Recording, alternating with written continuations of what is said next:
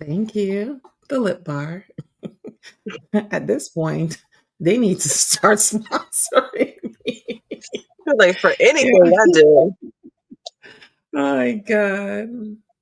I do wear other people. I have Fenty, I have MAC, but lately I've been just kind of wearing them because they really do have some colors that are cute. It's like it's gonna match your skin. That's the thing.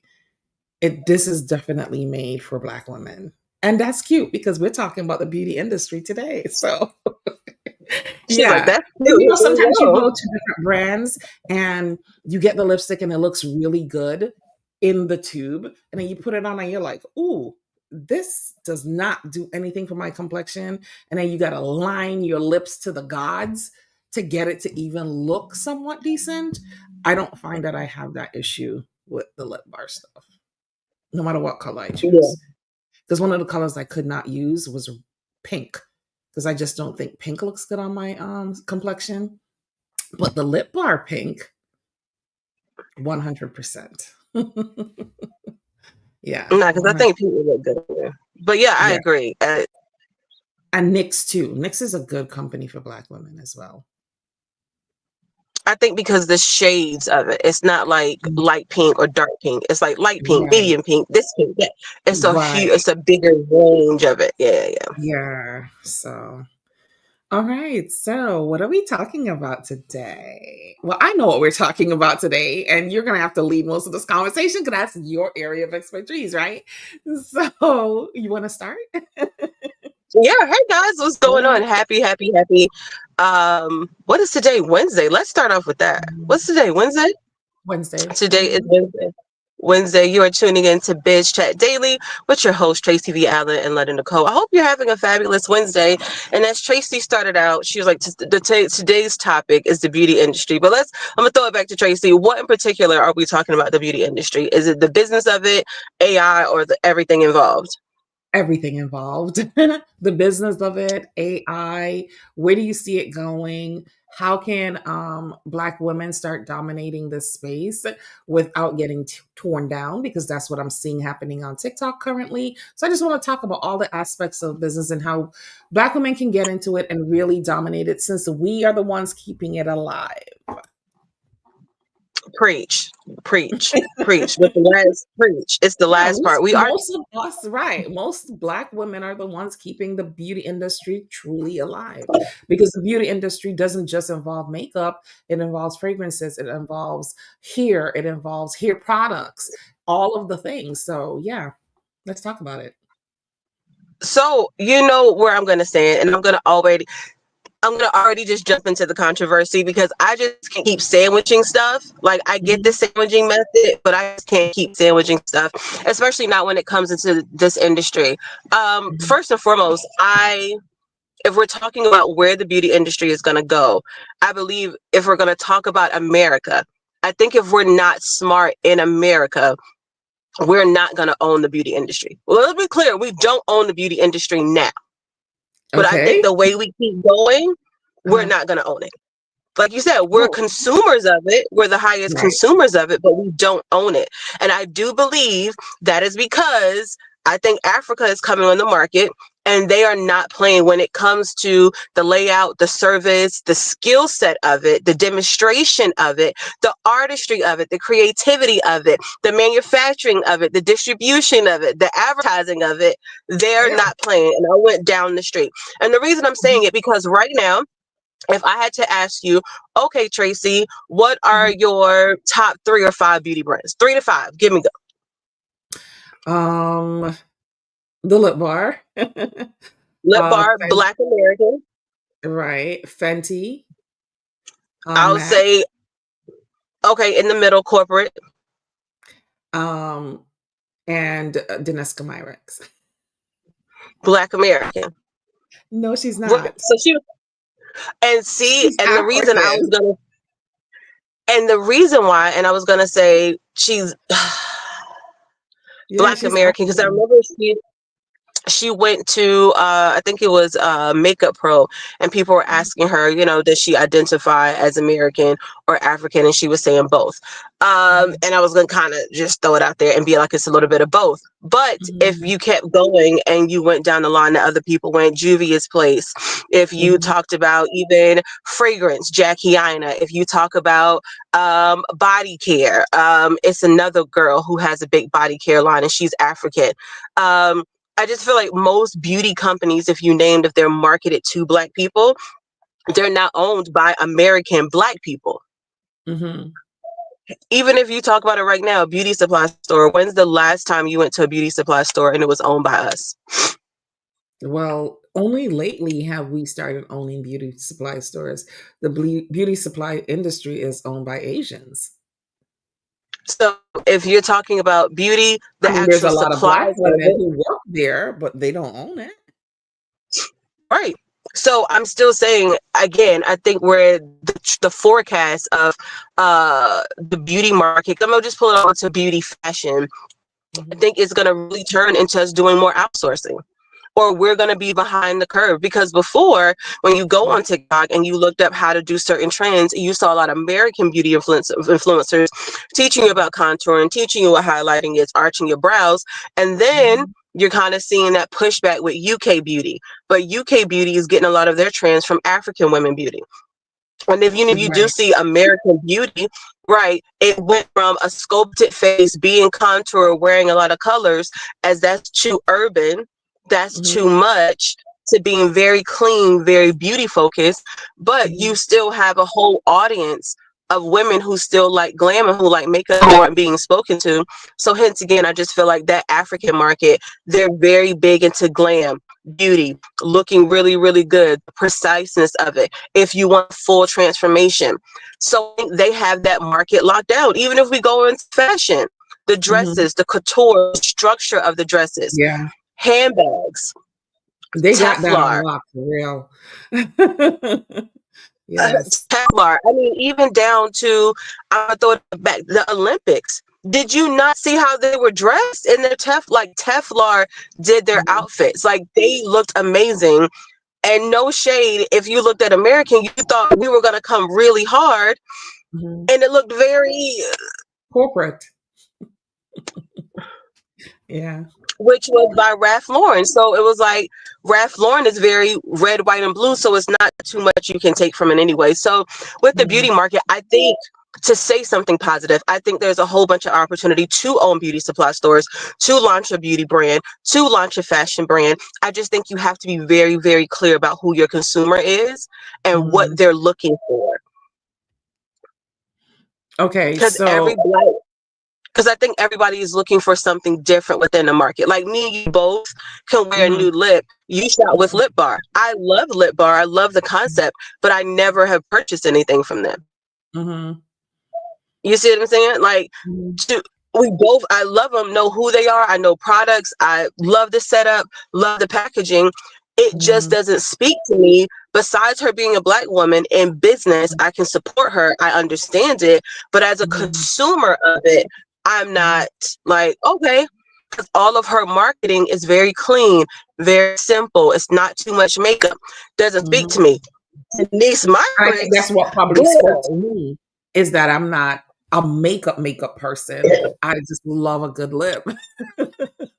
So the lip bar will be perfect versus Right. the Nationals. You feel me? Glitter, glam, contour, crease, this. Mhm. However, here's how I purchase her products. Her Mhm. products for me are mostly used in my kit. So if Mhm. I'm on set, if I'm filming, if I have to create those looks, so the Mhm. very glossy, high gloss eyes, those are actually pigments that you're mixing with a gloss, but most people don't know that unless you're in artistry. She just made it Mhm. packaged, consumer friendly. So Mhm. those are perfect things to put in my kit. However, you talked about MAC. I worked at MAC, trained by MAC, love MAC, wearing MAC. So Mhm. I know all three brands, experience them, but I'm just using them a different way. And I think that's the part that most people are missing in beauty and fashion. Like your audience, you can have tons of Mhm. people in your audience and speak to tons of people, but your core audience, especially who you're trying to talk to buy from, It's like Mhm. anything else, but especially in the beauty industry, I think you have to be very, very, very clear, especially now because there's so many things on the market. Okay. But you were So, saying but something before. I Go don't ahead. remember, girl. That thought already went somewhere else. But with the beauty industry, and we're talking about Black women like breaking through, I see a lot of Black women trying to do their own brands, but and they seem to be excellent products. Like when you see them demonstrated on themselves or someone else, they seem to be very, very good products. But I just don't see how they're going to become mainstream products because the marketing is not at the level I And think that's it what I should was be to get to a wider audience, if that makes sense. So no, I let's take agree. for instance, there's this Jamaican lady. She has a really good palette and foundation, like it's a full coverage foundation. And what's that chick's name? Oh, I'm sorry, I shouldn't say that. What's that girl's name? I'm talking to you like I'm talking to you on the phone. What's You're that like, girl's because name? you hear me, I was like, chick. When she say chick, like, what chick were we talking about lately? I know, right? um, she has a heavy Bostonian accent. Oh, Michaela. Yes. So she came out and said that the lady was using Vaseline because she does this swatch thing. Where she puts her finger into the stop looking around. She does this swatch thing where she puts her finger into her palette and then she And she does it lifted down. up Yeah. to And show the Michaela, pigmentation and the color of it. Yeah, yeah. right. And Michaela tried to accuse her of using Vaseline. And she's like, listen, you're damaging my business by putting out those false narratives. And she keeps demonstrating it over and over again. Of course, Michaela, I don't think came out and apologized about it, but I was happy to see a lot of other white women jump on board and bought her palette and demonstrated that yes, the lady is right. There's no Vaseline being used. One even did an A/B testing where she put Vaseline on her finger and showed that it didn't even get but this far because the Vaseline absorbed all of the pigment and wiped it off. So I think things like that um, are going to be a hindrance for Black women really breaking through, even though, like we said in the initial beginning, we do spend most of the money in the beauty industry. We keep the beauty industry alive. But I think there's so many barriers when it comes to just branding and marketing and putting it together. Like even with the lip bar, didn't they go on Shark Tank?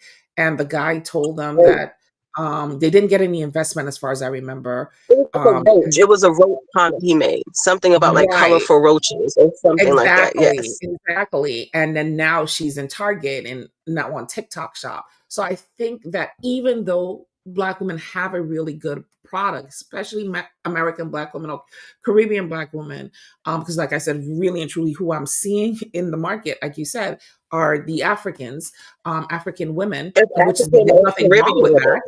Yeah, there's nothing wrong No, with it's that. not. I mean, right? But I think that Black women as a whole outside that are going to have a really hard time taking their business to the next level.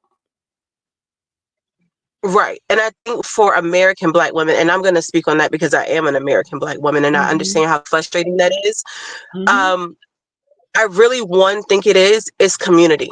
It really has to be community. Lit Bar, even though Melissa started it, it was her and somebody else. So it wasn't like she was mhm, just in it by herself. mhm, Dinesha Myrex, even though it's her name, she's a part of the Makeup Pro family. So she's always traveling and teaching. So again, I think mhm, she was a part of a community that she was mhm. able to speak out for and demonstrate for and make something for. The same thing I feel about Juvia's Place. I found out Wait, about so let me, Juvia's Place. Yeah. can I just interrupt you for 1 minute because I know I'm Yeah. going to forget the point I want to make. So Yeah. I think what you're saying makes sense. It's the community because what you just said is Domestica Myrex was traveling with pro makeup, I guess you said, Yep. and Yeah. then Yeah. So you it's were like a going on whole to tour. talk Yeah. about Julia's Place, and I think that is one of the things I'm seeing is that we have Black women who have really good products because they understand our tones and our undertones and the various complexions that make up a Black woman. So their products are specifically made for us and are really good. but I don't think they're marketing it correctly. I think that everybody thinks that they can grow a brand solely online. They don't realize they need to reach out and touch someone. We keep coming back to this reach out and touch someone and kissing some babies. Can They I just need say to this? go on Reach tour. out and touch. So Right?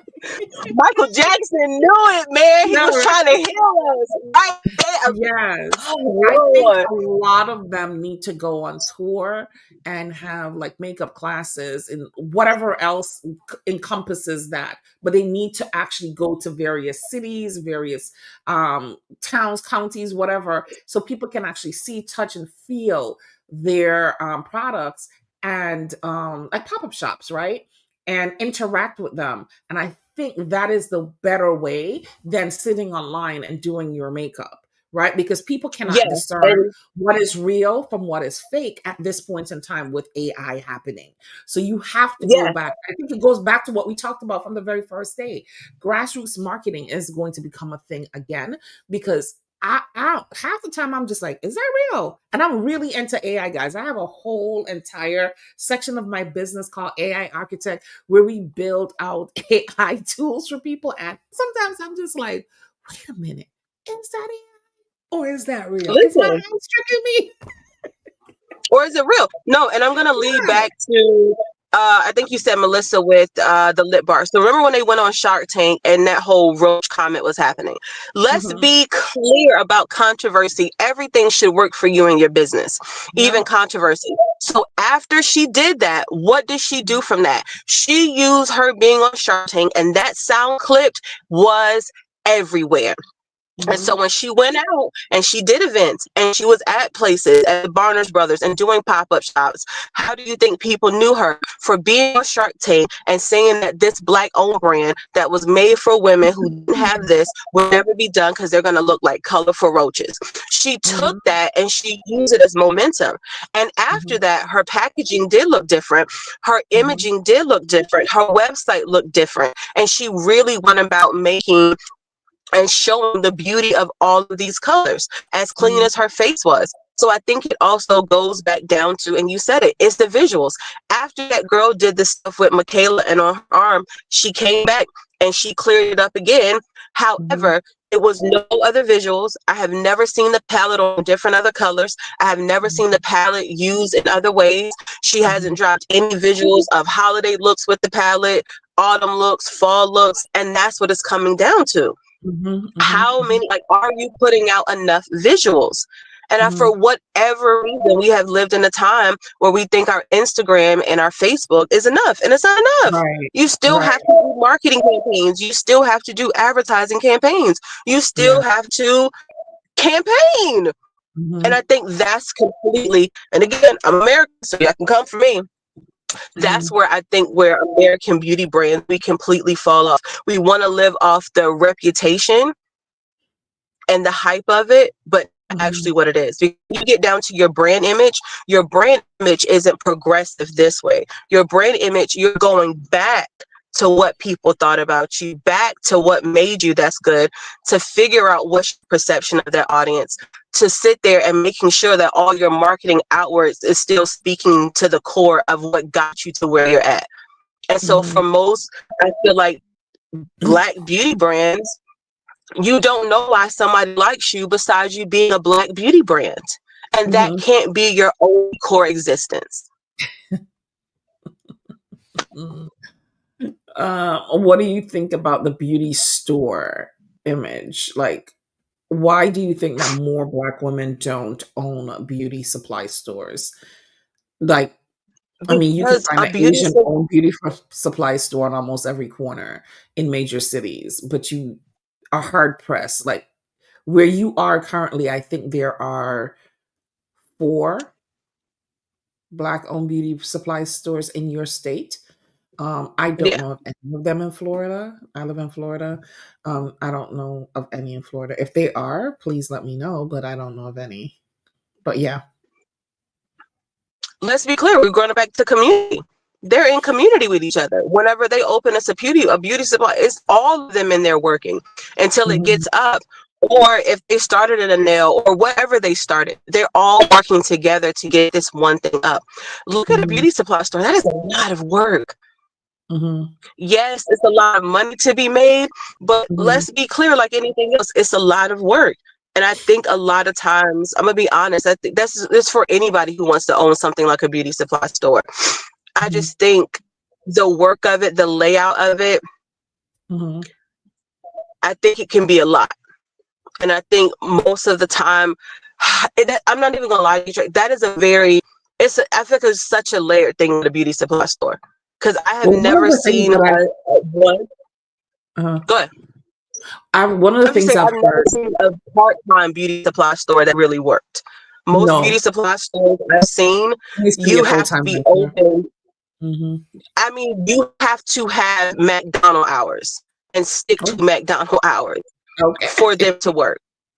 You can't Okay. have mom and pop hours. You can't make up your hours. You can't be part-time. Most beauty supply stores, let's be clear about Asian. If you know of an Asian beauty supply store, I guarantee you, you know what time they open and you know what Mhm. time they close. They're not closed during your lunch break. You don't Mhm. have to figure out if somebody's going to be in there. You Mhm. don't have to figure out restockability. You know it's going to be stocked and you know they're going to have your stuff. Period, Mhm. point blank. You just know it. You know how much money you're going to spend. You know down to the change. You know it. Right now, I know it's 8:07 in the morning. You go down the street, make a left. It's a Chinese beauty supply store. They open by 8 o'clock. It's already, because they open right at 8 and they don't Mhm. close until I think 9 or 10. Mhm. And it is packed until they Mhm. close. I know soon as I get in there, I know the NYX is going to be here. They're going to have my colors. This is going to be here. And you already know they're going to have what you want. It's going to be stocked. You might Mhm. have to unwrap it 85 different layers to get into it. You get what I'm saying? But you know that it's going to be in it. And I don't even think that's a deterrence anymore, especially when you go Mhm. look at places. I don't know how your Walmart is, Tracy, but after coming now, being back in Maryland, coming from Texas, I've seen it in both places, in North Carolina. I've seen it in New York State as well, New York City and different places, depending on where you're shopping at Walmart. If you Mhm. are trying to shop in the beauty supply section in Walmart, they now either have someone back there or they have to Mhm. scan it in and let you in to buy the beauty supply stuff. Not So in my before, beauty, when times, not in my area. yes, yes. So if you go to most Walmarts I know and you want to buy a fixed foundation or some, either you Mhm. have to wait for them to come over and they're scanning the doors to open to pull your beauty stuff out to buy, Mhm. Mhm. or they have someone right there where you have to immediately pay for it before you can keep going through Walmart and like you're doing everything else. So Okay. before I that didn't know used to that be was a a big. thing. Yes, that is a huge thing. So a lot of people before was like, it was hard for black owned products because it was over censored in Chinese places and how they had it Mhm. wrapped up. Walmart's doing the same thing. So I can't even say that's an excuse or we can use that as an excuse. I think it really Mhm. is. You have to be available in the beauty industry. That goes for hair, Mhm. that goes for nails. And I feel Mhm. like that goes for beauty supply. And if you look at the hair market, if you take out, if we look at black Hair hair market is salons, ridiculous. The hair market let's look is at the absolutely ridiculous. Let's look at the black beauty salon market. The Mhm. black beauty salon market, they're closing at such a high rate, while there are tons of other salons that are opening just as fast. Why are they Why do closing? you think Nail that's happening salons, though? because, and I was about to lay it out, Chinese nail places, hair places, and nails, they all have consistent hours. They're always going to be open. You know Mhm. what's going on. They have constant promotion. If you get their phone number, they're going to text you 10% off on you're going to always hear something from them. When you go to most of our neighborhoods with it, our hours aren't consistent. You don't know where we're going to be open. The scheduling is off. You have to pay a deposit, not a deposit, this. I'm going to even give you a better point. I think I don't know if you're seeing this now where everybody's wearing Okay. tons of So layers. Like, good, let's do this, right? good. Let's kind of wrap it up here and take this over to TikTok. Okay. So if you want this conversation to continue, we're gonna be on TikTok. You can come on over. My name on TikTok is Tracy impact strategist, because I think this is a better on TikTok than it would be here. Okay, so we're gonna take it on over. If you want to continue this topic on Biz Chat Daily, come on over to TikTok and we're gonna continue the conversation there. You can come because I see people trying to get invited, so I know that my invitations are open now. Go ahead. I'm gonna hang up from here. You can go on TikTok.